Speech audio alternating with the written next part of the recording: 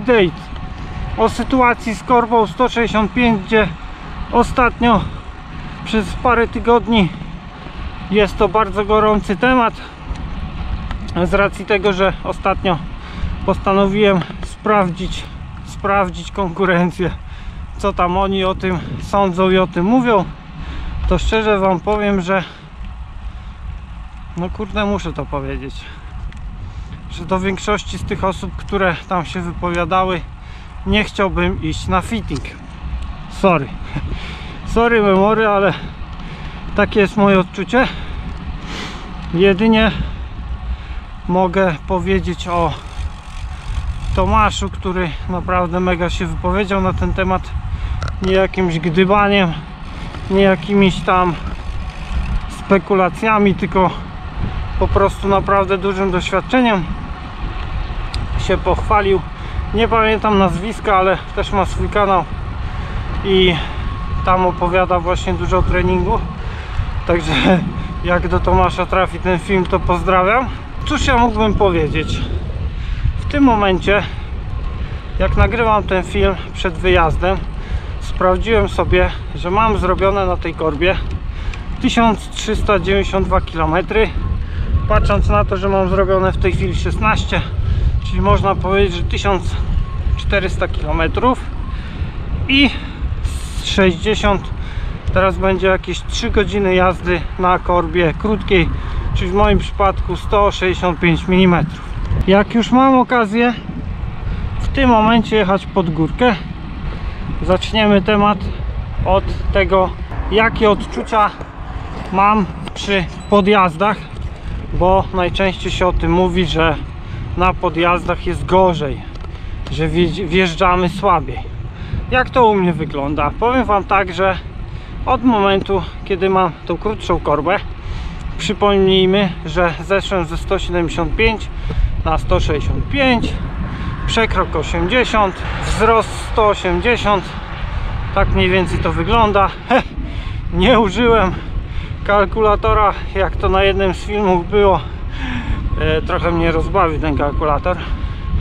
Jakieś tam 20% odejmujemy od chyba swojego wzrostu, tak, a co z przekrokiem, tak, to czyli wychodzi na to, że korbę dobieramy do tego, jak jesteśmy wysocy, a nie tego, jak dupa siedzi na siodełku i dokąd sięga nasza noga. Także to było bardzo słabe.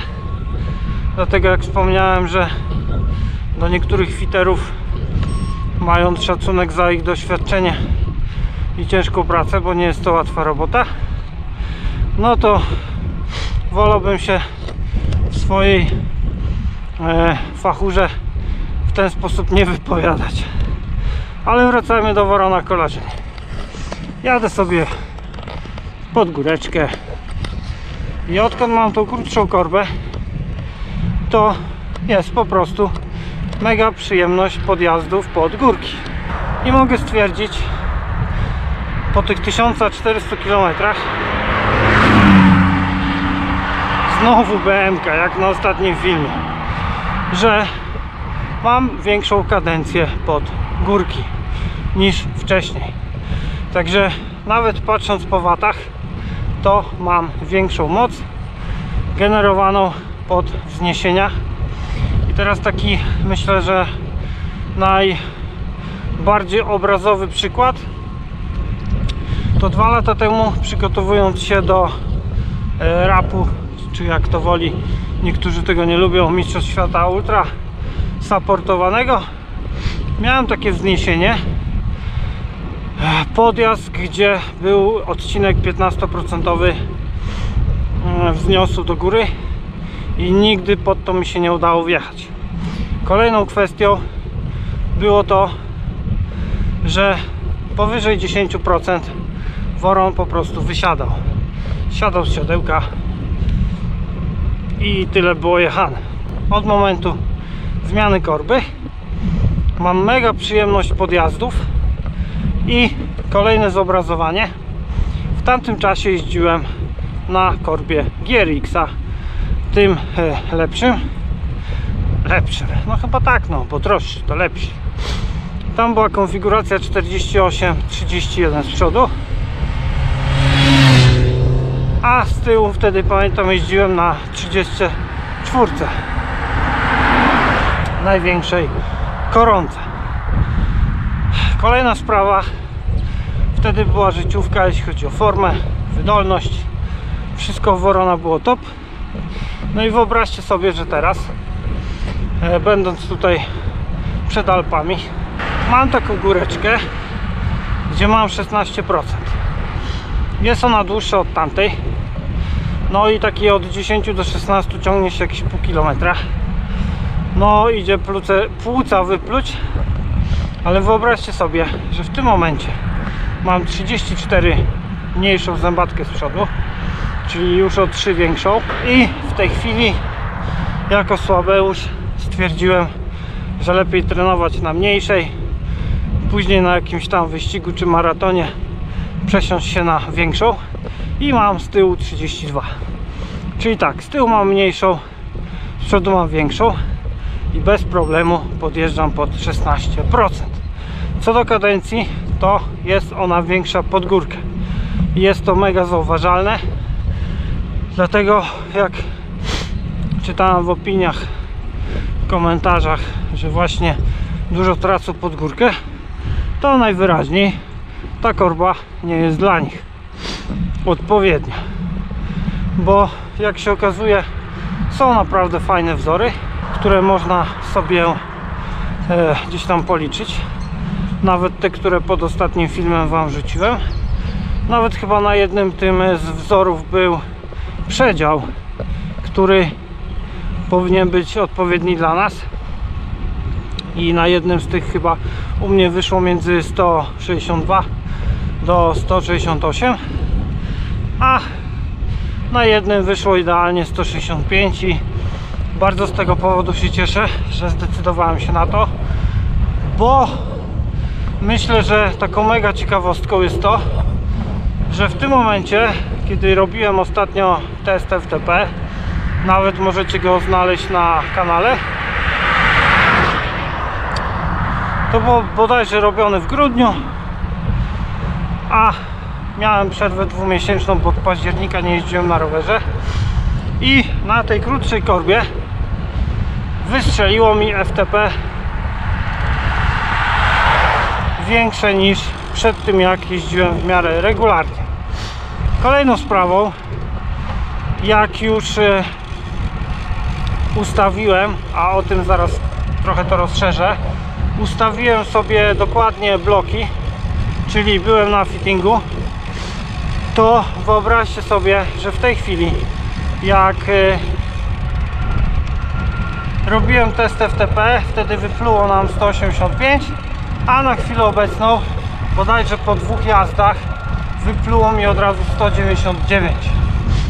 Także no jakby nie było, nie da się tego ukryć, że dysponuję w tym momencie większą mocą, ale nie przez trening, a przez ustawienie, no jakby nie było, swojego ciała i roweru.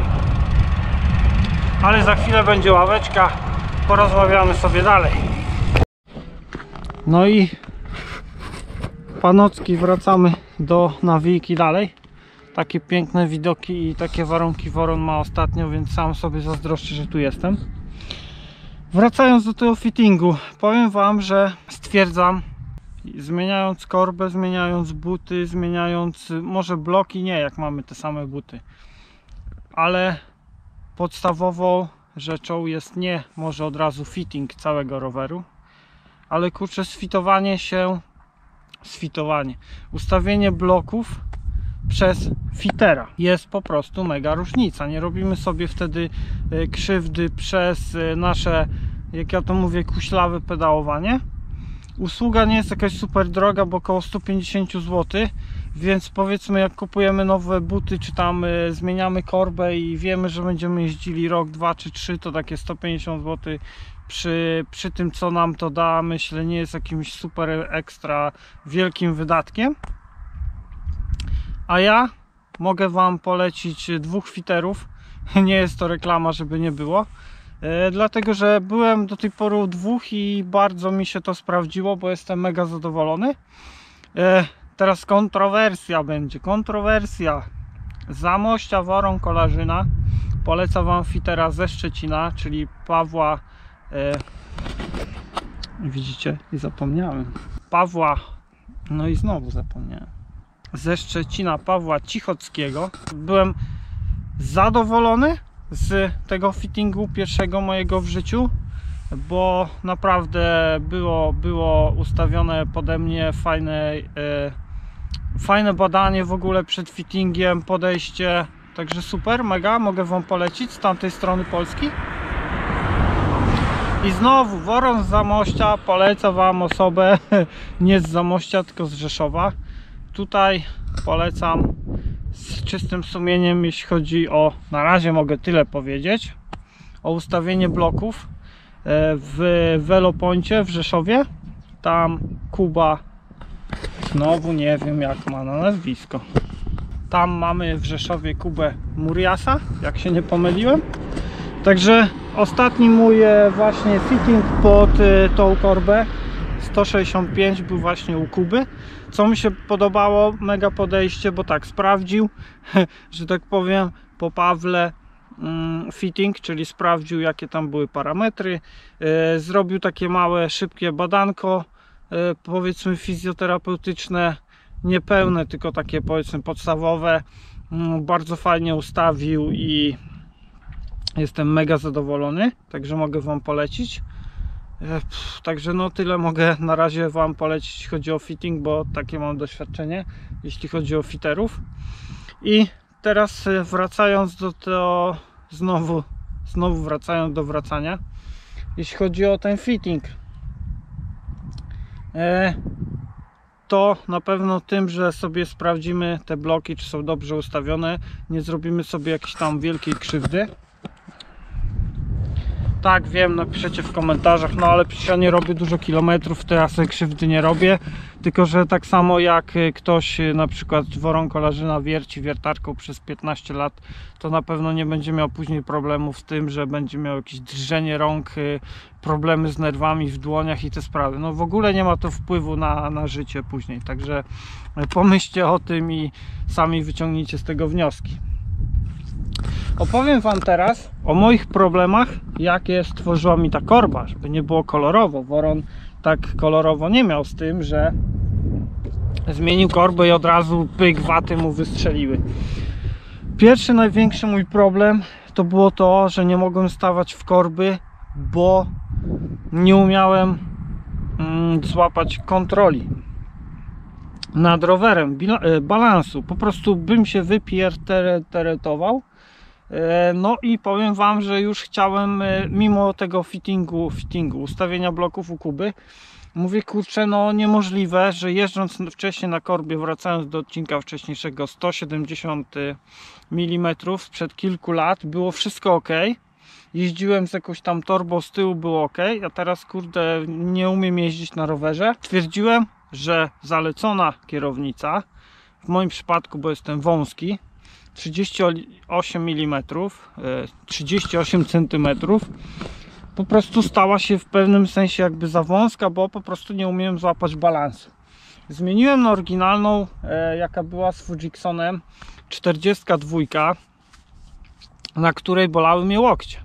Więc taki ryzyk fizyk, próba takiego na siłę zostawienia tej korby, żeby było niby lepiej, bo wracając do tematu wjazdu pod górek, gdzie jest to moja najsłabsza strona, może to się troszkę zmieni.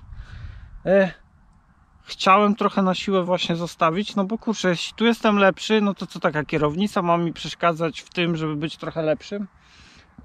I żeby nie było, zostawiłem tutaj to samo ustawienie, które było przy kierownicy 38 cm. Troszkę jest chyba więcej, bo jest 39, więc nie jakaś duża różnica. Z tym, że no dół jest trochę szerszy, ale ja z dołu praktycznie nie korzystam. Ale na pewno mam jeden plus, że tu mam więcej miejsca i korzystam sobie bardzo fajnie, sprawnie z pełnej kierownicy i mogę sobie łatwiej podjeżdżać, trochę odpoczywać, jeśli chodzi o pozycję zgarbioną, i na pewno odpoczywają nadgarstki, bo wiadomo, mają inny chwyt niż zazwyczaj, więc same plusy tej kierownicy. Ale kierownica nic nie zmieniła. Było wygodniej, nie bolały łokcie, więc już tutaj Woron dalej myślał, że kurde, szkoda stracić tego, że tutaj odkryliśmy tak jakby trochę fitowanie siebie na nowo. Jest dużo lepiej, jest wygodniej. Zalecane jest, że podnosimy siodełko do góry, jeśli skracamy korbę o tą samą wartość. To było na większości, a na tych chyba, jak dobrze pamiętam, co podlinkowałem, była właśnie informacja, że trzeba zrobić o połowę. Czyli w moim przypadku zamiast 10 mm, jak zrobiłem to na początku, zejść na 5. I okazało się, że prawie to było kluczowe. Ale dalej Woron, stając w korby, się wypierdzielał. Znaczy nie dosłownie, bo gleby tam jakichś tam tych nie było. Szlifów, o, szlifów nie było. No i kombinuję dalej. Tak sobie myślę, że skoro na 170 było ok, to stwierdziłem, że coś musi być w butach. Stwierdziłem, no bo już zostało tylko to. Wiecie co zrobiłem? Przesunąłem bloki o tyle, ile się dało w tym momencie do tyłu. Czyli tak jakbym stopą wydłużył sobie tą korbę. I co się okazało, że to był strzał w dziesiątkę. Troszkę mnie to kosztowało nerwów. Długo to może nie trwało, więcej opowieści, ale teraz to jest po prostu kosmos, jak mi się dobrze jeździ. Kolejną sprawą jest najdłuższy teraz dystans, jaki zrobiłem w przeciągu tych 62 godzin, to było 230 chyba 4 km. Ponad 10 godzin w siodle, mimo nowych rękawiczek, które nie mają żadnych gąbeczek. W ogóle to może nie do końca, ale praktycznie zero bólu tego nerwu, zero ucisku na nerw, ten tu chyba promieniowy, jak dobrze pamiętam. Zero w ogóle problemów z nadgarstkami, jeśli chodzi o ból tutaj w tej okolicy. Kolejna sprawa to chyba mówił Wstał sprzed kąpa, o tym, że są problemy przy tym, że zazwyczaj z jednej strony boli nas dupsko, czyli jeden pośladek. To zostało u mnie wyeliminowane na tyle, że kolejną sprawą jest, to takie będzie bardziej osobiste, nie używając, bo zapomniałem wziąć ze sobą, a nie chciałem kupować kremu do smarowania pampersa, po 10 godzinach nie mam żadnych otarć na pachwinie, bo, że tak powiem, dupsko nie rusza mi się na siodełku. I myślę, ostatnia sprawa, nie wiem, czy to uda mi się pokazać, będę próbował. W ogóle inaczej pracuje moje ciało, na zasadzie moja noga. Nie wiem, czy uda mi się wam to pokazać, czy się nie wywrócicie. Wcześniej było tak, że największe odczucie, jeśli chodzi o, nazwijmy to, taśmę nogi, było mięsień czworogłowy. Zawsze on był najbardziej obciążony, a w tym momencie, wstanę i pokażę, w tym momencie cała taśma od pośladka, dwójeczka, czwóreczka, łydeczki, achillesy, stopy, wszystko pracuje dosłownie równomiernie. Cała moc, podejrzewam, że dlatego wypluło mi większe FTP. Przez to, że używam wszystkich mięśni równomiernie. Nie, że czwórka była dominantem w mojej jeździe, tylko po prostu ja czuję, że jak naciskam na ten pedał, to czuję, jak cała noga wkłada całą moc, jaką generuje w pedały. Oczywiście Woron musiał zapomnieć, sobie przypomniał, jeśli chodzi o korbę, to w tym momencie nie walę udami o bebzon. Czyli to jestem tak jak teraz na lemontce, czy nawet jak stanę, to nie ma tego efektu walenia w bebzon. A często się właśnie mówi w tej kwestii, jeśli chodzi o triatlonistów, że oni właśnie mają te krótkie korby. Znowu BMK. I tutaj mogę śmiało potwierdzić tą teorię, że krótka korba właśnie powoduje mniejsze walenie ud o bebzon.